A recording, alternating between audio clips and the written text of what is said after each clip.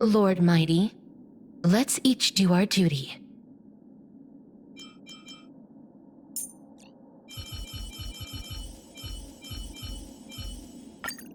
Any justification?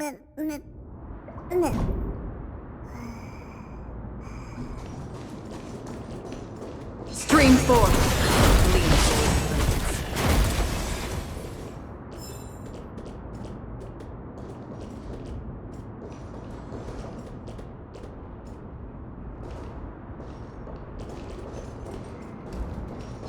Stream forth!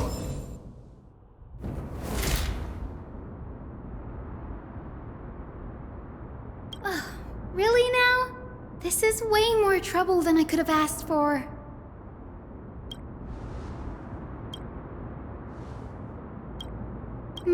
Or you could sit back and watch.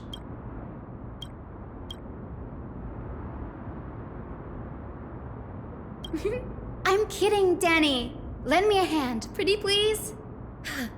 All right, now let's get him!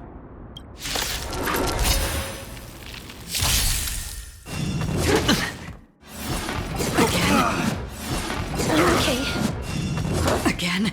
Destined for oblivion. It's on me. Forever do it! As you wish. I am struck! Forever do it! On the still waters of oblivion. Burn it all!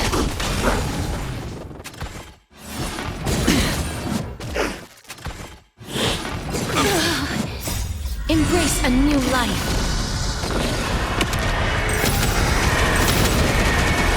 May death protect us! Loot here.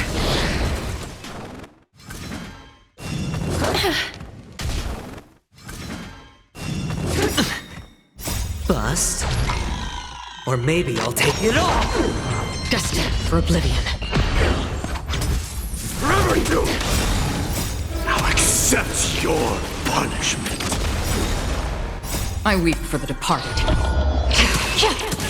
It too shall fall As you wish.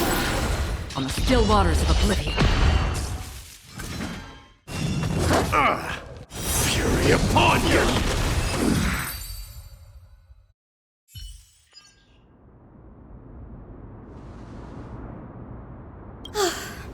The Black Tide is remarkably quick to detect the light of Amphorius.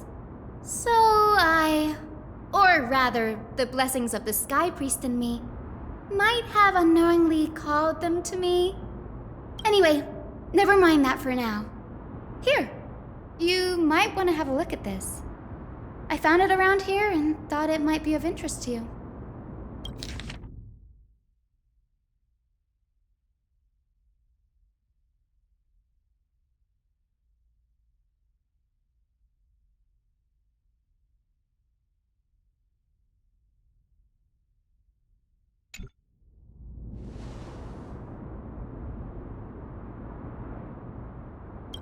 This is new. I didn't know Professor Anaxa was researching the sky. He's never mentioned anything about it.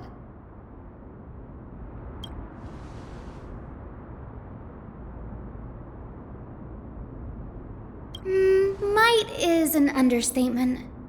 Anaxa has never been one to venerate the gods, nor has he ever found it within himself to put any faith in the prophecy. People have come to think of him as a heretic, even in a place as liberal as the Grove. Yet, it is also this very blasphemer that Circe's favors. Fate sure works in mysterious ways.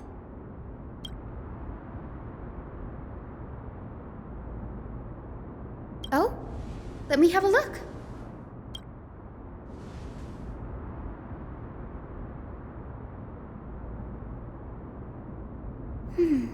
By the looks of them, these scrolls are records of two conversations that took place in the same setting, one after the other.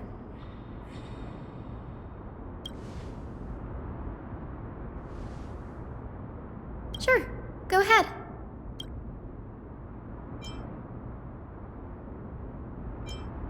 Newsporists primarily study the application of alchemy in soul repair.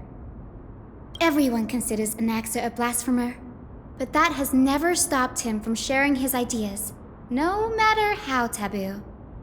If you must say that he's hiding something, then it's likely what lies beneath his eye patch. Anaxa often says that every failure brings us one step closer to the truth.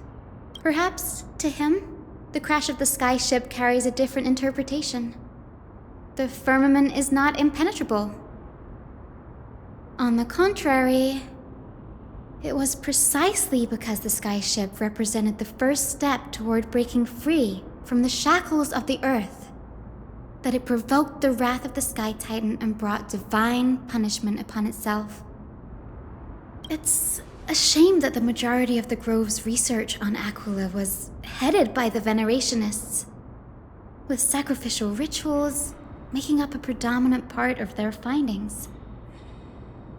Discourse about more esoteric subject matters in relation to Aquila dwindled even further after the skyship incident. So much so that even this scroll is completely new to me.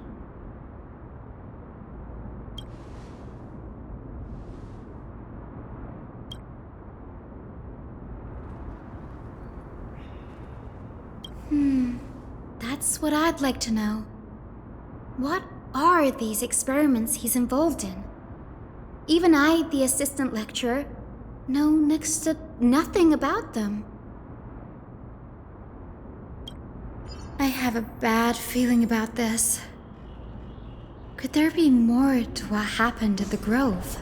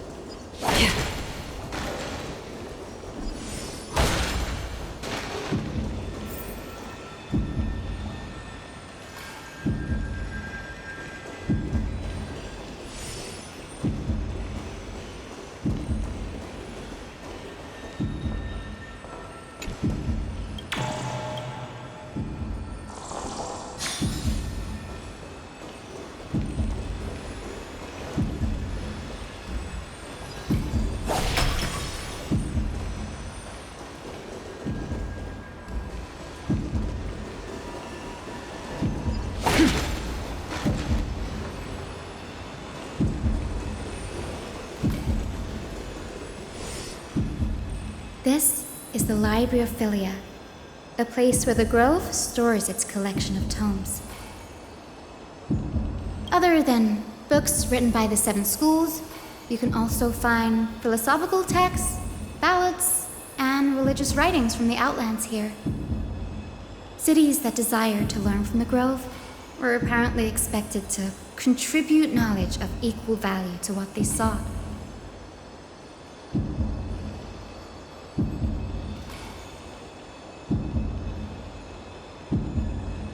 We've had more than our fair share of hilarious episodes over the years.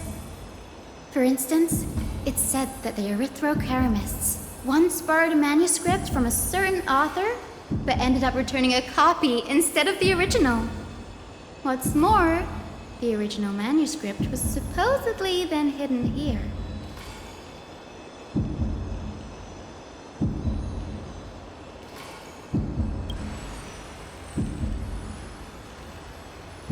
Nice? No need to hold yourself back, Danny. You can just tell it like it is. Their behavior was no different from bandits.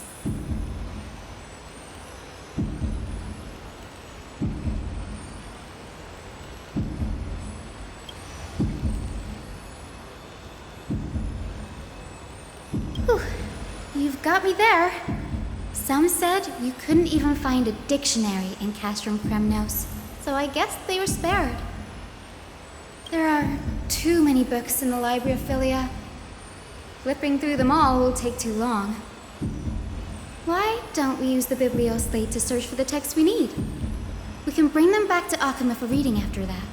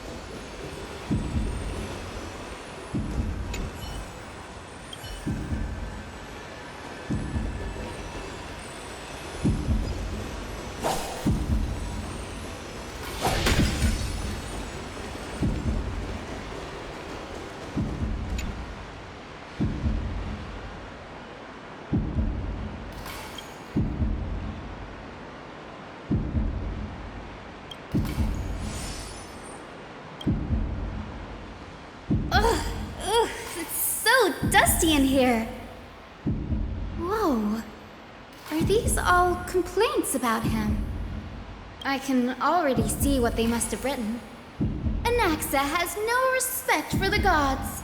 His very existence undermines order in our society. They're probably all things like that.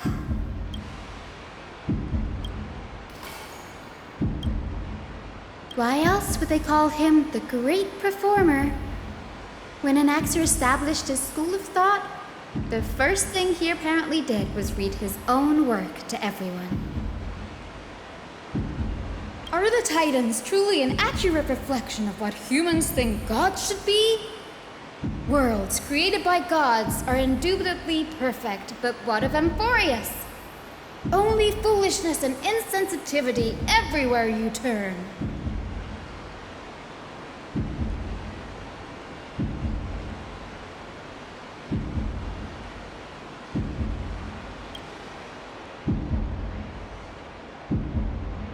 They marched him straight to the seat of judgment before he could finish. Though what he took on in the end was more of a debate than an actual trial. He had to address every one of the scholar's allegations, or face expulsion from the Grove. The first allegation was... Do you agree that since the Titans created the heavens and earth, so the mountains, rivers, and seas must likewise be their creations?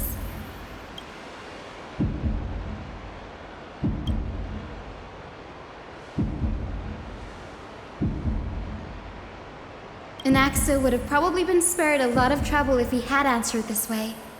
Instead, he quoted past instances of the flame chase journey and posited that humans had the potential to take over the divinity of Titans. Needless to say, his critics didn't take kindly to his answer, so they followed up with a second allegation. You claim to be studying souls, yet you are, in fact, defiling them and committing acts condemned by the gods. Do you admit it?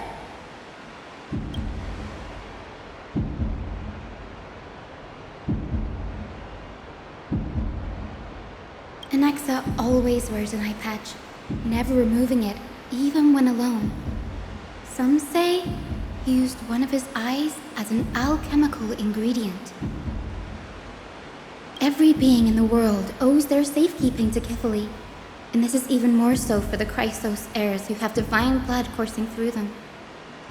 If he has really done something of that nature, then it'd indeed be sacrilegious. Thankfully, they had no way to prove it, so it amounted to nothing more than an allegation in the end. One by one, Anaxa engaged in wars of words against those who would challenge him. Toward the end, a scholar asked him, Anaxagoras, have you any respect for the gods? It was only after a brief silence that he answered, I have never denied that Titans are meant to be noble constructs.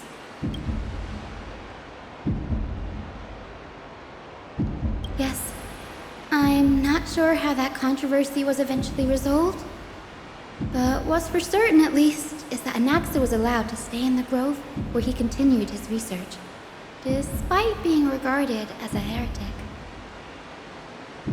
By the way, this stack of complaint letters has reminded me of a place in the grove. We may find clues there that aren't on the teleslate. I'm talking about Anaxa's alchemy lab, hidden between the cornerstones.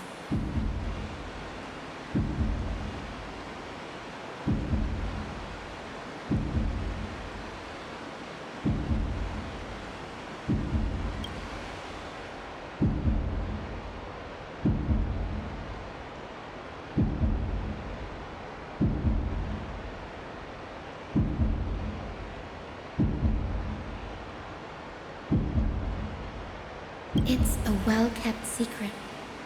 Among the 7 sages, excluding the nominal chief sage, each has a private sanctuary where they can conduct research undisturbed in their free time. Even the administrators of the Library of Philia are restricted from accessing those places and documenting the sage's research. But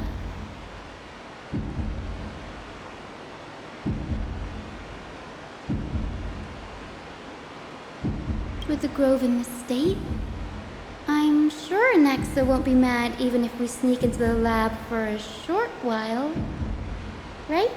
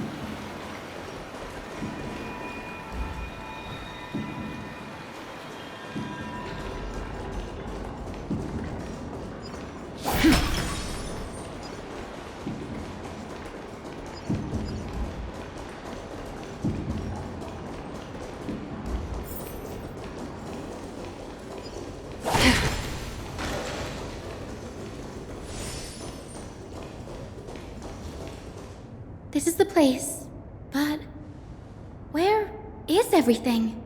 Materials for alchemical experiments, matrix diagrams, and even the seal to the lab. They're all gone.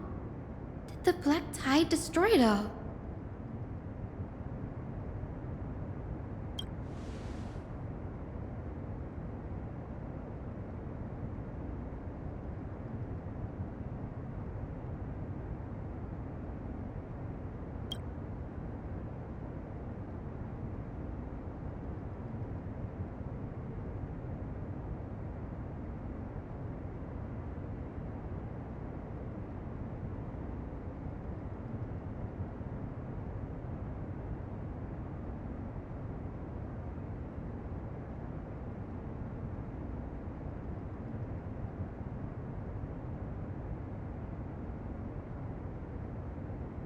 No, not even close.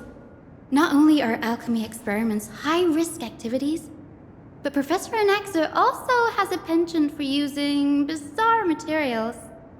Students often saw him walk in looking right as rain, but come out covered in soot with his hair singed. Naturally, no one dared to come near this place.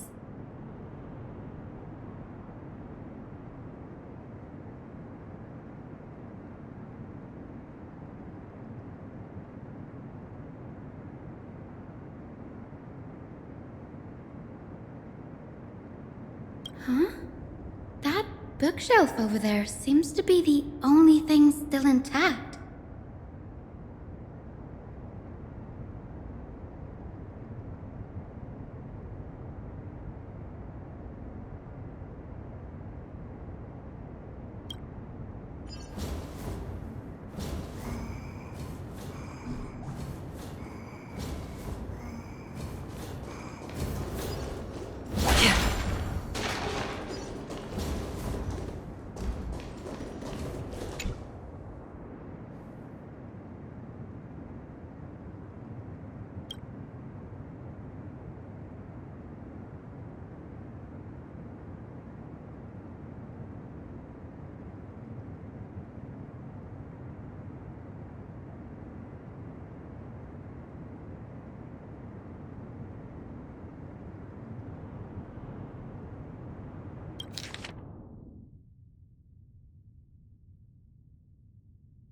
What's going on? Anaxa is conducting...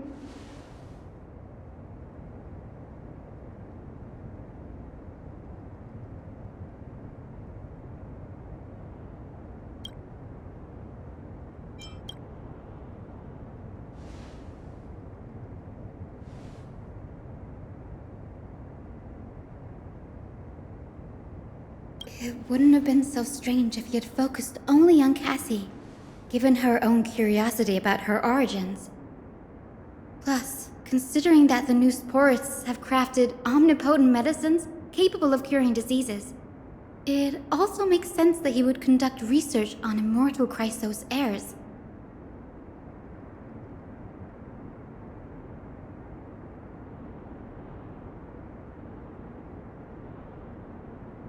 But now, it seems Anaxa's objective was never to create medicine, but to identify the origin of the golden blood and figure out its inner workings.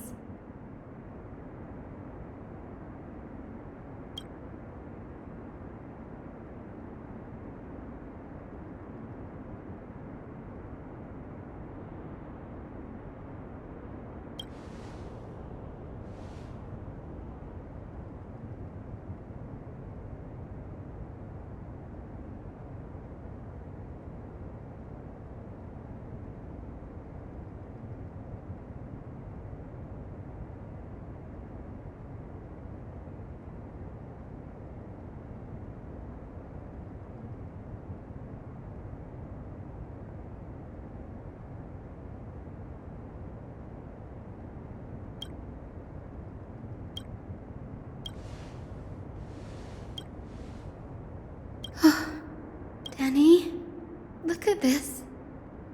I have a bad feeling about this.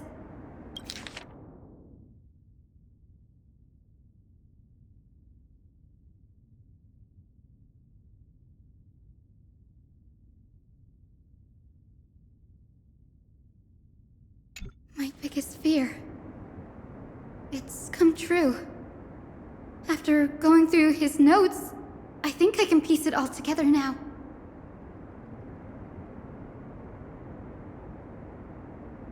Anaxa was carrying out experiments on soul transmutation.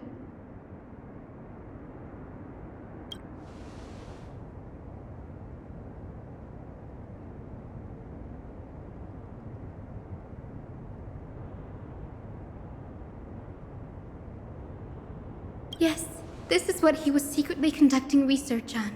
Something he had to keep hidden from others. Compared to his public speeches, this is the real blasphemy.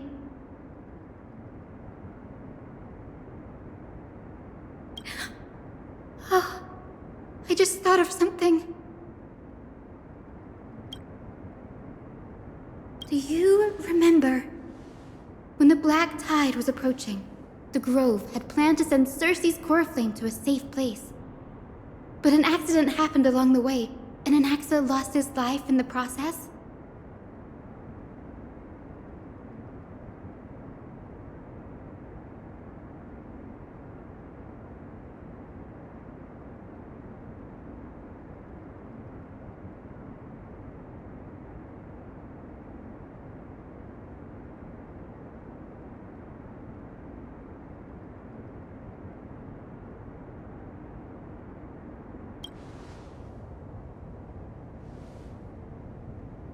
That's right.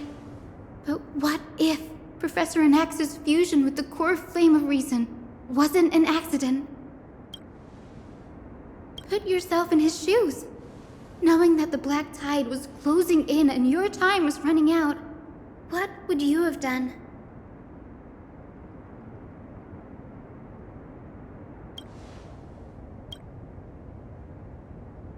Exactly. When the Black Tide came, the true reason Anaxa headed to the Luminary Throne was to transmute and fuse himself with the Titan's core flame. No. Judging from how he reacted after the event, the results came as a surprise. Maybe he failed to consider the possibility that Cersei's would make a similar decision.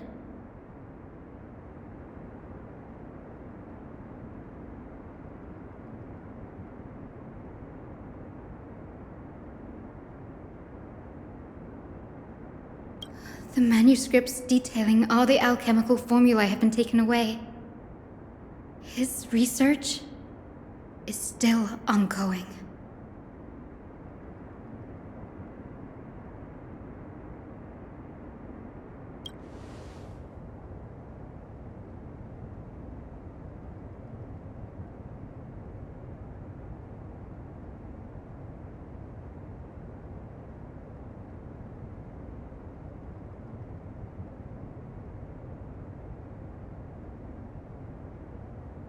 Like, what? There's only one Titan left in the world now.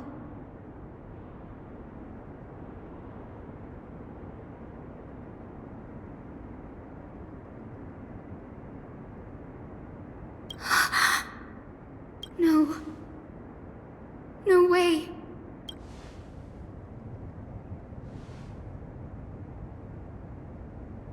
He's after Kefali.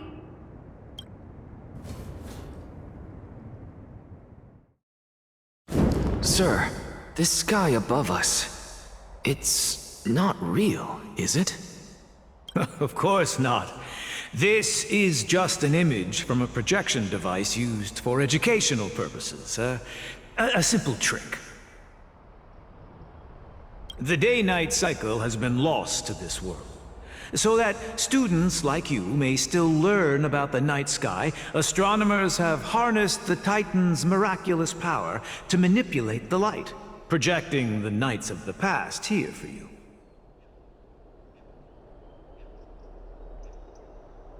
Much like how the sky above the Holy City is also illuminated by Kefali's dawn device. So, the skies of Akama are fake too. You mustn't conclude that, Anaxa. You should know that only a child would expose a trick and be proud of it.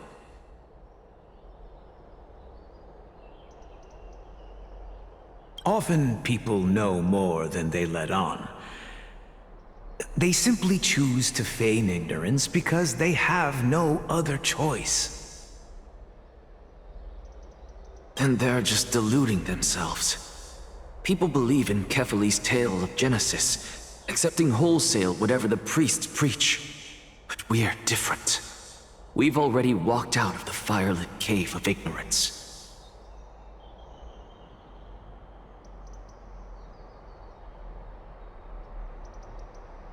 We have already realized that we live in a world where Titans make the rules. Even when we look at the sky, we're only seeing what they allow us to see. Rather than gazing at this mockery of a night sky fabricated by them for the rest of my life, why shouldn't I be the one to take control of the projection device instead? So much time has passed since you sowed the seeds of doubt in my heart, child. Many a night, I find myself penning down all my theories and wild ideas, only to burn them to ashes when I open my eyes in the day. Why? Because we'll face death by burning if word gets out? As a sage of the Venerationists, my soul has already become inextricably linked to the great tree. Every word I say and every move I make is certain to influence every leaf, every branch, even the tree itself. But above all else, my days are numbered. Instinctively, I have my doubts about the golden blood and the human soul, yet I have no means of verifying them. The golden blood in my veins is woefully thin, and I am loath to waste what little time I have left obsessing over a hypothesis that cannot even be proven in the first place. But I can, sir. I can do it for us. The time is right. Give me all that I need, and I shall accomplish this grand feat on your behalf.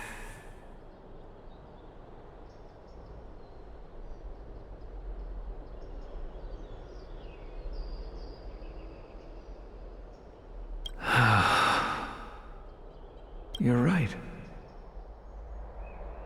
I shall do just that. In the next meeting of the sages, I will spare no efforts fighting for the rights you deserve.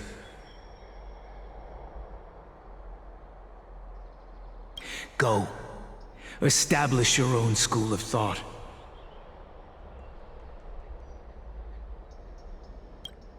Find out what we are.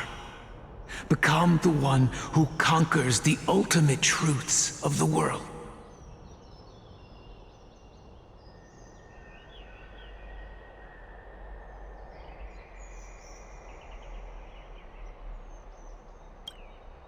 Child of humanity.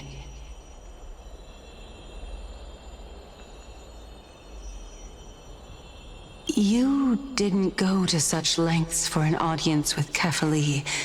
Just ask him a few questions, did you?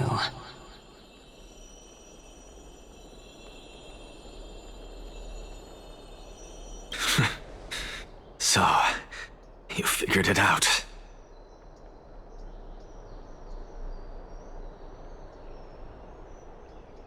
If I were as foolish as a Dromus, perhaps I'd throw myself down and prostrate before their greatness, begging for the gods' prophetic wisdom.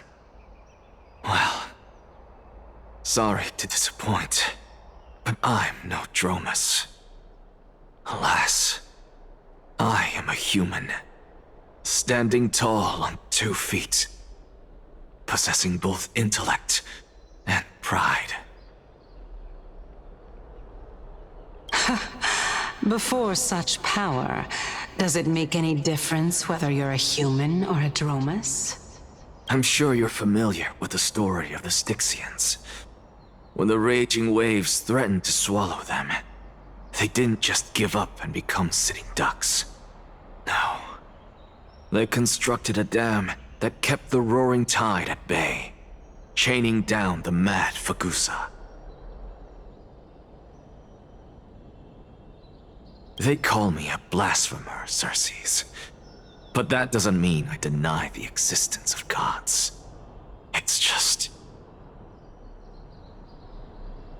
as I see it, Titans are simply a force that mankind has yet to find a way to tame.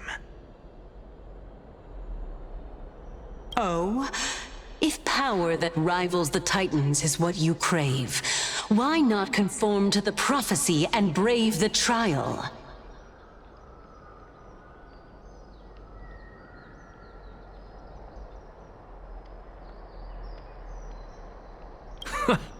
Why stop at harnessing the power of the Titans when I can do so much more? The source of life is what I wish to grasp, to understand what makes up the soul, and to learn what we really are.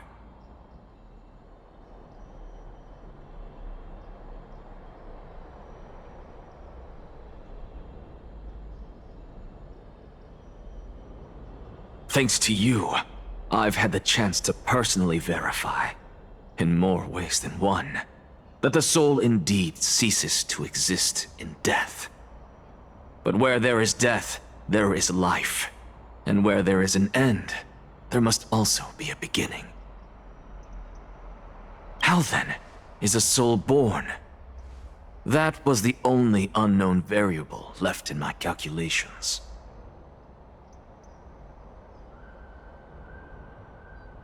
And by the sound of it, you have already formed a conjecture. No, I have already drawn a conclusion. In my journey unto death just now, I finally saw the answer with my own eyes. Professor Anaxa.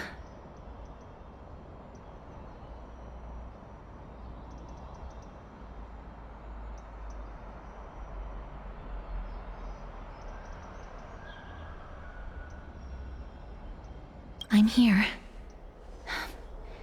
Her life hangs by a thread. I must ask you to refrain from taking any unnecessary steps. Of course.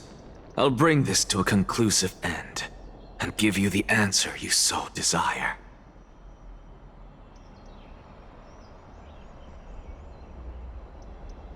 However, in accordance with the principle of equivalent exchange, I must also demand from you what I need. As you wish. Don't you care to know what the price might be? It's a matter of uncovering the truth about the Death Titan and her survival. This may be the only time I can ever save someone's life. There is no need for me to think twice.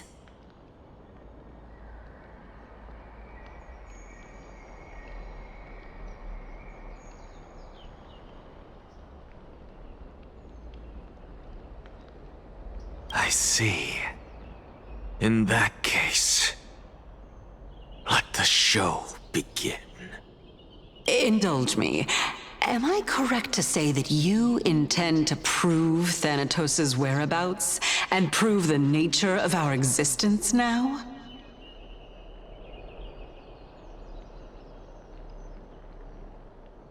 Before I begin, I must confess I had been stuck in a cognitive trap all this time.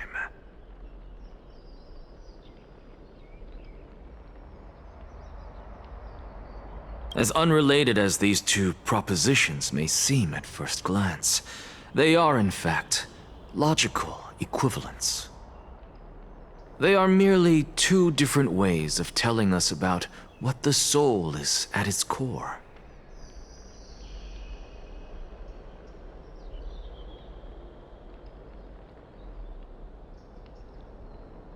The reason I say this is as I've mentioned earlier. The answer was hidden in my journey unto death. Anaxa, you were in the Netherrealm? Yes, I am but a living dead man now. But that's not important. What truly matters is, I overheard a conversation between heroes. That's not all. Remember how I said you were a part of that conversation too, Circes? And I've told you that I have no recollection of such an event.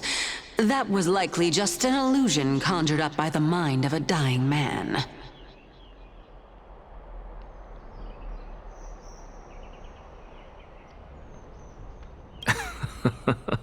Of course you would remember. Because that wasn't you.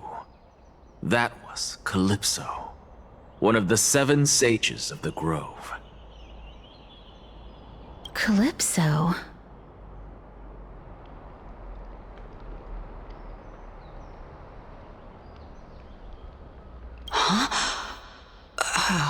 That's the name I made up on a whim when speaking to this girl. How do you know of it? And surely you jest. Don't you think I, of all people, would know if that were the name of one of the 7 sages under the shade of my tree? Don't you claim to know the Grove's past like the back of your hand? It seems you've lost even the memories seared into your soul. Use your head, Circes.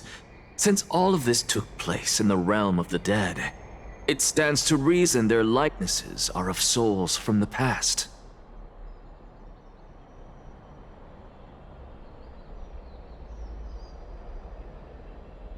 The living cannot step foot into that world, so who could they be? Think about Calypso. Why does she share your likeness, yet you have no idea who she is? The answer is evident, is it not? Those fallen heroes are the mortal incarnations of the Titans before their ascensions to godhood. The gods aren't master creators born out of thin air, and they are no different from humans, because they all evolved from one.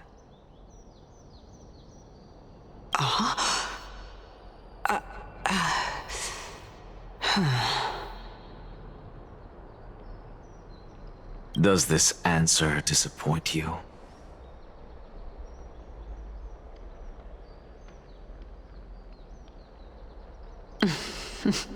Yes, because you've answered nothing. If I truly was once human, as you claim, then where do the children of humanity come from? Even on the off chance that you speak the truth, this brings us no closer to grasping Thanatos' whereabouts. How are we to find them?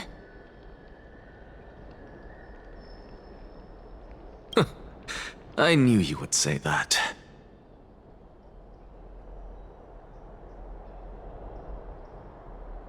But it matters not. I know what I'm doing.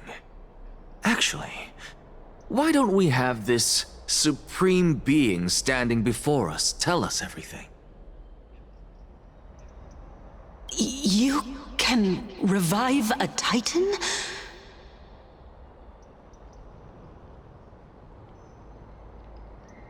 Humans cannot return from the dead. Neither can gods. But all we need to do is look at this from a different perspective, and the problem will resolve itself. The solution is simple. Just like what you did to me. If I'm reborn as Kefali, I can rebuild the world and all within it as they once did. Simple, is it not?